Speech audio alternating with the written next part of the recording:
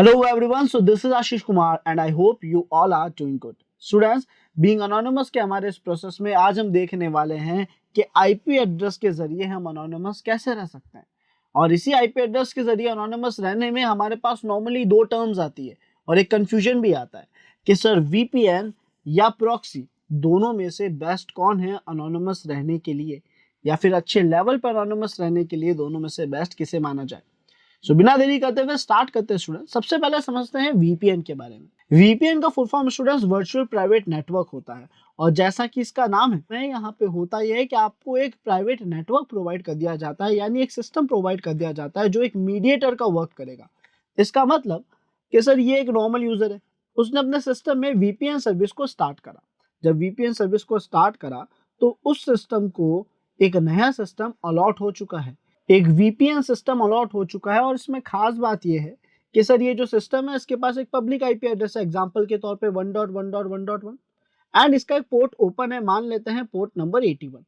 तो यहाँ पे हमारे सिस्टम ए ने यानी यूजर ने अपने वीपीएन सिस्टम से कनेक्ट कर लिया है उसकी पोर्ट नंबर 81 पे। अब अगर ये यूजर अपने ब्राउजर में जाके कहता है कि इसे फेसबुक एक्सेस करना है तो उस केस में ये पैकेट सीधा जाएगा हमारे वीपीएन सिस्टम के पास एंड देन ये वीपीएन सिस्टम जो फेसबुक का सर्वर होगा उस फेसबुक सर्वर को पैकेट सेंड करेगा। फेसबुक का सर्वर पैकेट को रीड करेगा, देखेगा सारी रिक्वेस्ट जो है वो एक जेन्युइन रिक्वेस्ट है तो वो उसका रिप्लाई देगा, लेकिन किसको देगा, या फिर सवाल ये है कि फेसबुक के सर्वर को किसका आईपी एड्रेस दिखा होगा, ये पैकेट जो है ये किस आईपी एड्रेस से आता हुआ दिखा होगा। तो सर फेसबुक को दिखेगा कि पैकेट आया है 1.1.1 आईपी से, है ना, 1.1.1.1 आईपी से। तो यहाँ पे फेसबुक ने रिप्लाई करा उसी सिस्टम को जहां से उसके पास रिक्वेस्ट आई थी और इस वीपीएन सिस्टम ने उस रिक्वेस्ट को फॉरवर्ड कर दिया हमारे यूजर के पास, एक बेसिक सिस्टम के पास या फिर क्लाइंट के पास। तो अब इस पूरे प्रोसेस में ये वीपीएन सिस्टम हमारे लिए एक मीडिएटर बन गया जो हमारे हर एक पैकेट को इंटरनेट तक भेजेगा और वहां से आए हुए हर एक रिस्पॉन्स को, या आप कह सकते हो रिप्लाई को, हमें लाकर शेयर कर देगा। और जितने भी यूजर्स हम कम्युनिकेट करेंगे इस वीपीएन की मदद से, सभी यूजर्स के पास जो आईपी एड्रेस जाएगा वो इस वीपीएन का आईपी एड्रेस जाएगा। अब एक बार इसको टेस्ट करके देखते हैं क्या ये इसी तरीके से वर्क कर रहा है या नहीं। देन हम देखेंगे कि इसके अंदर लूपहोल्स क्या है, कमियां क्या है, तभी हमें पता पड़ेगा कि वीपीएन बेस्ट ऑप्शन है या नहीं अनोनिमस रहने के लिए, या सिक्योर ऑप्शन है या नहीं अनोनिमस रहने के लिए। तो हम चलते हैं हमारे ब्राउजर पे एंड यहाँ पे स्टूडेंट्स हम लिखेंगे व्हाट्स माय आईपी। जब मैं कमांड लिख के एंटर प्रेस करूंगा तो ये मुझे मेरी करंट आईपी शो करेगा, है ना, जो कि मेरी रियल आईपी एड्रेस है और मैं नहीं चाहता ये रियल आईपी एड्रेस कहीं भी जाए। अब हम वीपीएन कैसे यूज ले सकते हैं। वीपीएन यूज लेने के बहुत सारे तरीके हैं। मैं अपने सिस्टम में टूल भी डाउनलोड कर सकता था, यानी एक सॉफ्टवेयर इंस्टॉल करके उसके जरिए भी वीपीएन जो है यूज ले सकता था, वीपीएन सर्विसेज यूज ले सकता था एंड साथ ही साथ ब्राउजर के टूल्स भी इंस्टॉल कर सकते हैं जिन्हें हम एक्सटेंशंस कहते हैं। तो फिलहाल हम यहाँ पे लिखेंगे वेब स्टोर और हमारी वेब स्टोर यानी ब्राउजर की प्ले स्टोर पर जाकर हम वहां से एक एक्सटेंशन डाउनलोड कर लेंगे जो वीपीएन चेंज करने में हमारी मदद करेगा। ऐसे बहुत सारे एक्सटेंशन स्टूडेंट्स हमें देखने को मिल सकते हैं। तो फिलहाल मैंने यहाँ पे लिखा वीपीएन या फिर हमने लिख दिया free VPN and enter press करा। तो हमारे पास काफी सारे सर्विसेज या एक्सटेंशन आप कह सकते हो यहाँ पे शो हो रही है, जिनमें से एक मैं ऑलरेडी यूज ले रहा हूँ जिसका वर्क मुझे अच्छा लगता है। ठीक है, तो ये है फ्री वीपीएन फॉर क्रोम। हमने इस पर क्लिक करा और यहाँ पे ऐड टू क्रोम का बटन आएगा जो फिलहाल मेरे विजिबल नहीं है बिकॉज ऑलरेडी ये एक्सटेंशन मेरे पास है, बट आप लोगों के ऐड टू क्रोम का ऑप्शन आएगा, आप उस पर क्लिक करेंगे एंड ये एक्सटेंशन यहाँ पे इस पजल सिंबल में हमारे पास ऐड हो जाएगा। आप देख सकते हैं यहाँ पे हमारे पास फ्री वीपीएन फॉर क्रोम का ऑप्शन विजिबल है। एंड अब हम क्या करेंगे, अब हम जाएंगे हमारे पहले टैब पे जो हमें एक आईपी एड्रेस दिखा रहा था जो मेरा करंट आईपी एड्रेस है। मैं नहीं चाहता ऑब्वियसली आईपी एड्रेस किसी को भी दिखे, तो हम एक्सटेंशन पे क्लिक करेंगे, फ्री वीपीएन पे क्लिक करेंगे और अब मैं इसे स्टार्ट कर रहा हूँ। आप देख सकते हैं मैंने यहाँ पे फिलहाल पेरिस का सर्वर सिलेक्ट कर रखा है, वीपीएन को बोल रखा है कि आप मुझे पेरिस का कोई भी एक वीपीएन सिस्टम अलॉट कर दो जो आपके पास अवेलेबल हो। फिलहाल स्टार्ट हो चुका है, तो हमें इस पेज को रीलोड करना है और देखते हैं क्या हमारा आईपी एड्रेस चेंज हुआ या नहीं। तो आप देख सकते हैं स्टूडेंट्स यहाँ पे हमारा जो आईपी है वो चेंज हो चुका है, पेरिस का हमें आईपी एड्रेस शो कर रहा है जो कि बिल्कुल ही डिफरेंट है मेरे पुराने आईपी एड्रेस से। अब मैं कोई भी एक्टिविटी करूं तो हर एक यूजर को यही आईपी एड्रेस विजिबल होगा। सो आप सभी को इस वीपीएन की वर्किंग तो दिख गई। सो आई होप स्टूडेंट्स आप सभी को इसकी वर्किंग तो समझ आ गई। अब हमें ये देखना है कि क्या ये एक सिक्योर ऑप्शन है या नहीं, या इसमें क्या क्या लूपहोल्स और कमियां हैं। तो स्टूडेंट्स यहाँ पे जैसा हम देख पा रहे हैं मुझे यहाँ पे तीन बड़ी कमियां दिख रही है। सबसे पहली कमी जो है इस वीपीएन के लिए वो ये है कि सर हमारे पास एक लंबे समय तक केवल एक ही वीपीएन सिस्टम हमें अलॉट करा गया है। इसका मतलब अगर ये यूजर ए कोई भी एक्टिविटी कर रहा है और लंबे समय तक इसके पास यही सिस्टम है, मान लेते हैं ये एक सिक्योरिटी एक्सपर्ट है जो एक हैकर को पकड़ने की कोशिश कर रहा है वीपीएन के जरिए, तो जब ये इस वीपीएन सिस्टम्स के जरिए कंटिन्यूअसली हैकर को पैकेज भेजेगा ताकि उसकी डिटेल कलेक्ट कर सके, उसको हैक कर सके, तो इस हैकर को एटलीस्ट ये आईपी एड्रेस तो दिखेगा कि इस आईपी से इस पर अटैक होने की कोशिश हो रही है। ये बात तो हैकर को पता पड़ जाएगी। और अगर सर हैकर ने यहाँ पे रिवर्स हैकिंग परफॉर्म कर दी हमारे इस सिस्टम पे, तो एक टाइम पीरियड के गैप के बाद तो ये सिस्टम कॉम्प्रोमाइज हो जाएगा। और अगर ये सिस्टम कॉम्प्रोमाइज हो गया सर, तो इससे जुड़ा हुआ सिस्टम यानी हमारी डिटेल भी लीक हो जाएगी, सिक्योरिटी एक्सपर्ट की डिटेल भी लीक हो जाएगी। सो इस केस में हमें एक बहुत बड़ा लूपहोल दिखा कि सर आपके पास लंबे समय तक केवल एक ही मीडिएटर है, एक ही सिस्टम दे रखा है जो आपकी सारी एक्टिविटीज परफॉर्म कर रहा है। अगर कोई भी यूजर उस सिस्टम तक पहुंच जाता है, कोई अटैकर उस सिस्टम तक पहुंच जाता है, तो आप तक पहुंचना डिफिकल्ट बिल्कुल नहीं रहेगा। तो ये एक बड़ा लूपहोल हमें लग रहा है कि लंबे समय तक हमारे पास एक ही वीपीएन सिस्टम या एक ही मीडिएटर हमें अलॉट कर रखा है। देन सेकेंड पॉइंट जो यहाँ पे है वो ये है कि सर हर एक वीपीएन डिवाइस में यानी सिस्टम में एक लूपहोल होने की, एक कमी होने की, एक वल्नरेबिलिटी होने के चांसेस रहते हैं, जिसका नाम है डीएनएस लीक। अब ये डीएनएस लीक क्या है? तो सर डीएनएस लीक एक वल्नरेबिलिटी है जिसका कहना ये है कि आपका जो वीपीएन सिस्टम है उस पर कुछ स्कैन्स रन करने की वजह से हो सकता है कि वो अपने साथी वीपीएन सिस्टम्स का या अपने सर्वर वीपीएन सिस्टम का या फिर अपने क्लाइंट का जो आईपी एड्रेस है वो लीक कर दे। यानी आपको वीपीएन ने एक आईपी अलॉट करा जो कि था 1.1.1.1 एग्जांपल के तौर पे।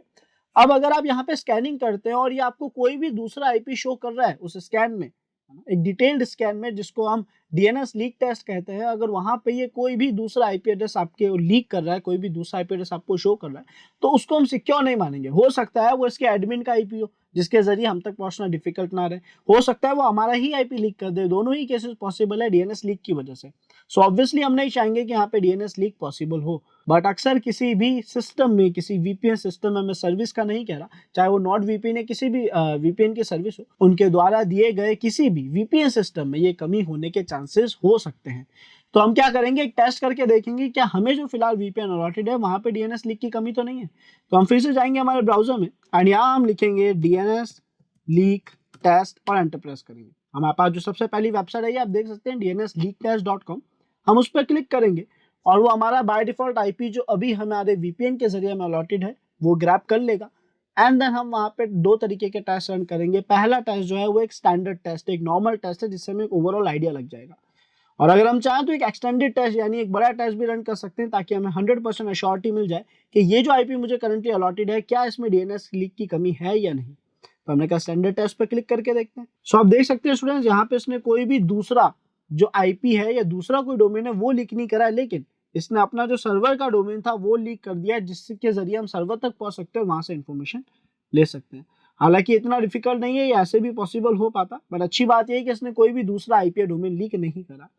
अब हम चाहेंगे कि इसको और अच्छे से कंफर्म करने के लिए एक एक्सटेंडेड टेस्ट यानी एक बड़ा टेस्ट रन कर दे ताकि हमें 100% अश्योरिटी हो जाए कि यहाँ पे किसी भी तरीके से दूसरा आईपी एड्रेस लीक नहीं हो रहा है। इसका आउटपुट आने में थोड़ा टाइम लगेगा, तब तक हम वेट करेंगे। सो स्टूडेंट्स यहाँ पे आप देख सकते हैं कि हमारा एक्सटेंडेड टेस्ट का आउटपुट आ चुका है और इसने किसी भी आईपी एड्रेस को लीक नहीं करा है। बट इसका मतलब ये नहीं है कि वीपीएन सर्विस के जरिए में जो भी सिस्टम्स मिलते हैं वो सब सिक्योर होते हैं। हमें हर एक सिस्टम को एक बार टेस्ट करना पड़ता है कि वहाँ पे डीएनएस लीक टेस्ट की वल्नरेबिलिटी, डीएनएस लीक की वल्नरेबिलिटी ना हो। आई होप स्टूडेंट्स ये दो पॉइंटर्स तो आपको क्लियर हो गए होंगे। अब बात आती है तीसरा लूपहोल पॉइंट क्या है या मुझे तीसरा ऐसा सिक्योरिटी इशू क्या लगता है। वो ये है स्टूडेंट्स की रिसेंटली हमारे गवर्नमेंट ने जितने भी वीपीएन सर्विस प्रोवाइडर्स हैं उन्हें बाउंड कर दिया है कि आपके जो भी यूजर्स है, अगर हमें किसी यूजर की इन्फॉर्मेशन की जरूरत पड़ती है, उनके लॉग्स, डेटा जो एक्टिविटीज जो परफॉर्म करी है उसके लॉग्स की जरूरत पड़ती है, तो आपको वो इन्फॉर्मेशन, वो लॉग्स हमें प्रोवाइड करने पड़ेंगे। और नो डाउट काफी सारी वीपीएन सर्विसेज के लिए एग्री हो गई है, तभी वो अपनी सर्विसेज को यहाँ पे यूज ले पाएगी इंडिया में। सो स्टूडेंट्स देखा जाए तो अगेन प्राइवेसी फैक्टर के हिसाब से हम वीपीएन को एक सेफ ऑप्शन नहीं मानेंगे बिकॉज हमारी जो डेटा है वो उतना भी ज्यादा प्राइवेट नहीं रहा। आई होप आप सभी को वीपीएन का पार्ट क्लियर हो गया होगा, वीपीएन में होने वाले लूपहोल समझ आ गए होंगे, जिससे हमें एक पार्ट क्लियर हुआ, किसी भी लॉन्ग टर्म एक्टिविटी या बड़ी एक्टिविटी, किसी क्रिमिनल को पकड़ने के लिए भी, एक लंबे अटैक के लिए हम वीपीएन पे ट्रस्ट नहीं कर सकते। सो देन हमारे पास आता है प्रॉक्सी नाम का ऑप्शन। अब ये प्रॉक्सी नाम का ऑप्शन क्या और किस तरीके से वर्क कर रहा है इसको हम बहुत अच्छे से यहाँ पे समझते हैं। हो सकता है प्रॉक्सी जो वीपीएन के लूपहोल्स थे उनको हटा दे। पहला पार्ट ये, प्रॉक्सी को यूज लेने के दो तरीके हैं, एक तरीका है मैनुअल एंड एक तरीका है ऑटोमेशन। लेकिन सर जब हम मैनुअल तरीके को अप्लाई करते हैं तो ये वर्क कैसे करता है या प्रॉक्सी वर्क कैसे करता है? जो प्रॉक्सी सिस्टम्स को यूज लेना चाहता है तो प्रॉक्सी में क्या होता है सर, प्रॉक्सी में एक लिस्ट होती है जिसको हम प्रॉक्सी लिस्ट कहते हैं, ठीक है। तो यहाँ पे सर हम बनाते हैं एक प्रॉक्सी लिस्ट। प्रॉक्सी लिस्ट का मतलब है कि एक आपके पास लिस्ट होगी जिसमें कई सारे आईपी एड्रेसेस और उनके ओपन पोर्ट्स होंगे, और हो सकता है उनके यूजर नेम और पासवर्ड भी हो अगर उस पर्टिकुलर पोर्ट पे पासवर्ड लगा रखे हैं उस केस में। अदरवाइज आप क्या करेंगे, आईपीओ पोर्ट की, ओपन आईपीओ पोर्ट्स की एक लिस्ट बना लेंगे, वो सिस्टम जो आपके लिए एज अ प्रॉक्सी वर्क करने को रेडी है। तो आप जैसे ही यहाँ पे लिस्ट बनाएंगे, आप अपना वर्क स्टार्ट कर सकते हैं। इसका मतलब आप अपने सिस्टम को इस प्रॉक्सी लिस्ट से जोड़ देंगे या आपके सिस्टम के अंदर ये प्रॉक्सी लिस्ट कॉन्फ़िगर करेंगे। अब अगर मैं कहता हूँ मुझे फेसबुक एक्सेस करना है, तो मेरे सिस्टम के कुछ पैकेट्स, हो सकता है इसका जो पहला आईपी था, मान लेते हैं 1.4, उसके जरिए जा रहे हैं। कुछ देर बाद वो चेंज हो जाएंगे, दूसरे आईपी से जाने लग जाएंगे, कुछ देर बाद वो तीसरी से, देन फोर्थ से। तो हमारे वीपीएन में जो एक लूपहोल था कि लंबे समय तक आपको एक ही सिस्टम अलॉट कराया गया है, वो यहाँ पे नहीं है। यहाँ पे हमारे पास एक रेंज ऑफ सिस्टम्स है, जितनी बड़ी लिस्ट आप बनाएंगे उतने ज्यादा सिस्टम्स आपके पास अवेलेबल होंगे, और अब एक ही सिस्टम आपके पैकेट्स लेकर नहीं जाएगा इंटरनेट तक। कुछ देर तक हो सकता है सिस्टम 1 ले जाए, देन सिस्टम 2 की बारी आ जाए, देन सिस्टम 4 की बारी आ जाए। तो इस तरीके से आपकी आईपी जो है वो स्विच होती जाएगी, यानी आप जिस भी यूजर से बातचीत कर रहे हैं उसके पास ये पैकेट्स अलग अलग आईपी एड्रेसेस से जाते रहेंगे, हर एक टाइम पीरियड के गैप से डायनेमिकली आईपी चेंज होती रहेगी। तो पहले लूप होल से जो वीपीएन का पहला कमी था, लंबे समय तक एक सिस्टम अलॉट करना, वो यहाँ पे रिजॉल्व हो जाता है, वो यहाँ पे सेफ हो जाता है। बट सर यहाँ पे एक इश्यू हमें फेस करने को मिलता है कि ये जो प्रॉक्सी लिस्ट का मैनुअल तरीका है, मैनुअल तरीके में हमें ये प्रॉक्सी यानी आईपी और पोर्ट्स को ढूंढ के लाने पड़ते हैं, जो कि एक सही ऑप्शन नहीं रहता। बिकॉज हम क्या करते हैं सर, हम फ्री वेबसाइट्स पे जाते हैं, जैसे एग्जांपल के तौर पे हम क्या करेंगे सर, हम ब्राउजर पे जाएंगे और सर्च करेंगे प्रॉक्सी लिस्ट और एंटर प्रेस करेंगे। तो अब मेरे पास कुछ वेबसाइट आएगी जो कहेगी कि मैं आपको आईपी और पोर्ट्स और प्रोटोकॉल्स बता रहा हूँ ताकि आप अपने प्रॉक्सीज को यूज ले सके, है ना। हमने स्क्रॉल डाउन करा, आप देख सकते हैं हमारे पास यहाँ पे कुछ आईपी और पोर्ट्स आ चुके हैं, हालांकि यहाँ प्रोटोकॉल मेंशन नहीं करे गए। आई थिंक दूसरी वेबसाइट में प्रोटोकॉल्स भी बता दिए जाए। बट ऑल द स्टूडेंट्स, ये जो सोर्सेज हैं ये ओपन सोर्स है, यानी ये सबके लिए विजिबल है। हर कोई इन आईपीएस को, इन पोर्ट्स को देख सकता है। और अगर कोई पहले से ही इन आईपीएस पे एज अ अटैकर या as a listener, as a monitor या स्नाइपर बन के बैठा है, तो उस केस में वो हमारे लिए काफी ज्यादा हार्मफुल हो सकता है। हमारे सिस्टम पे रिवर्स हैकिंग भी हो सकती है और हमारी इंफॉर्मेशन, हमारा डेटा, हमारी प्राइवेसी भी शायद सेफ ना रहे। तो ये एक ऑप्शन जो है मैनुअल प्रॉक्सी कॉन्फ़िगरेशन का, हम इसको बहुत ज्यादा बेस्ट नहीं मान पाते, बिकॉज इसके अंदर हमारे लिए इतने सारे आईपी एड्रेसेस और पोर्ट लाकर उनमें से फिल्टर करके या फिर बेस्ट क्वालिटी के आईपीज निकालना इतना ज्यादा फिजिबल नहीं हो पाता, या हम इतने एफर्ट्स नहीं डाल पाते। तो अब इसी काम को बहुत ही परफेक्ट लेवल पे करने के लिए हमने सोचा क्यों ना ऑटोमेशन प्रोसेस का यूज लिया जाए। अब हम कहाँ कहाँ सोर्सेज पे जाकर एक एक आईपीओ पोर्ट लेकर आएंगे और उनमें भी हम अश्योर नहीं कर पाएंगे कि कौन सा कितना सेफ। तो क्यों ना हम ऑटोमेशन प्रोसेस को यूज लें यहाँ पे, जो शायद हमें इस चीज की अश्योरिटी दे। बिकॉज स्टूडेंट, जब हम बात करते हैं ऑटोमेशन प्रोसेस की, तो प्रॉक्सी के अंदर ऑटोमेशन प्रोसेस का नाम आते ही एक बहुत ही फेमस और एक बहुत ही अच्छी सर्विस का नाम आ जाता है, एक प्रोजेक्ट का नाम आ जाता है, जो कि है टॉर प्रोजेक्ट। टॉर प्रोजेक्ट क्या है सर? टॉर एक ऐसा प्रोजेक्ट है जो केवल और केवल कंप्लीट अनोनिमस रहने के लिए बनाया गया प्रोजेक्ट है। इसका पूरा फोकस रहता है बेस्ट लेवल पे अनोनिमस कैसे रहा जाए। अगर आप टॉर के बारे में बात करें तो टॉर का खुद का ऑपरेटिंग सिस्टम है जिसका नाम है टेल्स। एक ऐसा ऑपरेटिंग सिस्टम जो केवल और केवल अनोनिमस रहने के लिए बनाया गया है। ऐसे ही इसका खुद का ब्राउजर भी है जिसके जरिए आप लोग डार्क वेब जैसी चीजों को एक्सेस कर पाते हैं, जिसका नाम है टॉर ब्राउजर। और इसके कुछ टूल्स भी है जिसका नाम टॉर या XYZ, कुछ एक्स्ट्रा टूल्स है जो हमें अच्छे लेवल पे अनोनिमस रहने में हेल्प करते हैं।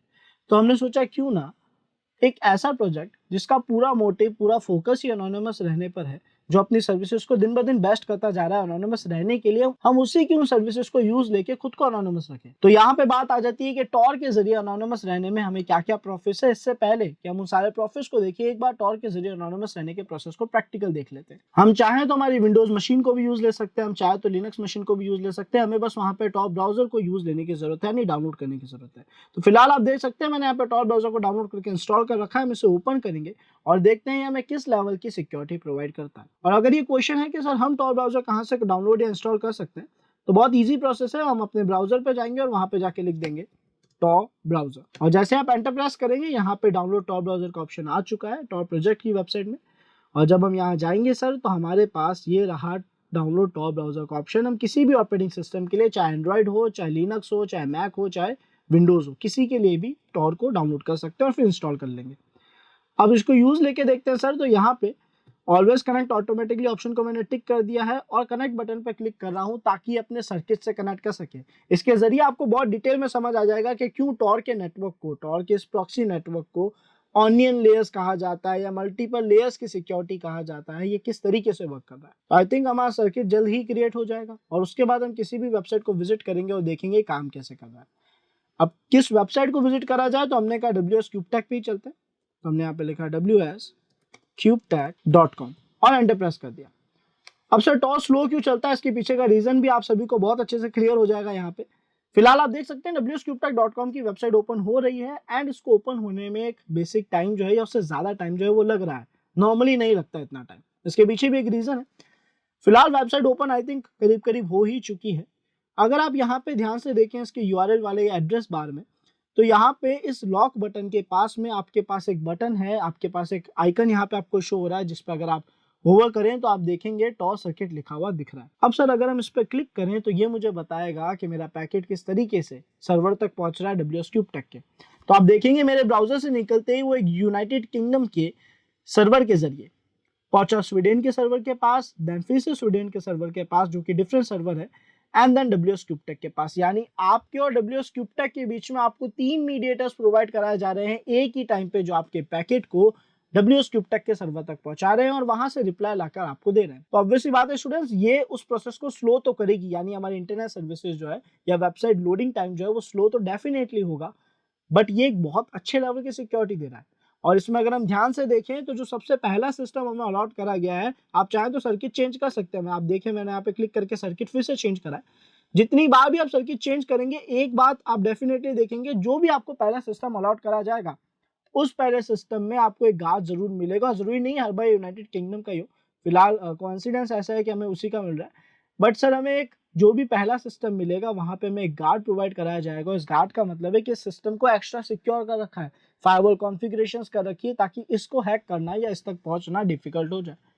अब इसकी ओवरऑल वर्किंग को अगर हम बहुत ध्यान से समझें तो हमें टॉर किस तरीके से एनोनिमस रख रहा है देखते हैं। सो सर टॉर क्या कर रहा है, ये यूजर है, यूजर ए है ना। अब यूजर ए ने टॉर सर्विसेज को स्टार्ट कर दिया अपने सिस्टम में, तो टॉर क्या करेगा सर, उसे एक सिस्टम अलॉट करेगा, देन एक और सिस्टम अलॉट करेगा एंड एक और सिस्टम अलॉट करेगा, यानी लेयर्स ऑफ सिस्टम्स अलॉट कर रहे हैं, वो भी डिफरेंट कंट्रीज के और अलग अलग जगहों के, है ना।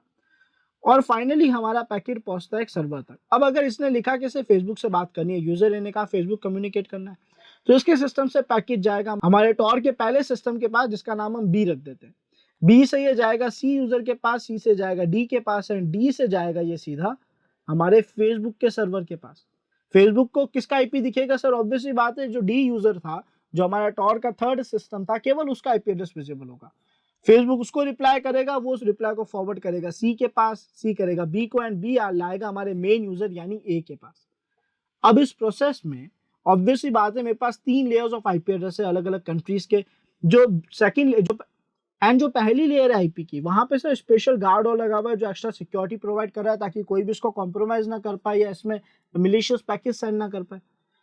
एंड इसी वजह से हमारे जो पैकेज है हमारे पास लेट आते हैं, वो डिले लेते हैं, टाइम लेते हैं, बिकॉज सर अब हमारा पैकेट डायरेक्ट सर्वर तक नहीं जा रहा है या एक मीडिएटर के जरिए सर्वर तक नहीं जा रहा है, वो 3 सिस्टम से होकर सर्वर तक जाएगा और सर्वर से जब रिप्लाई लाएगा तो वो भी 3 सिस्टम से होते हुए आएगा।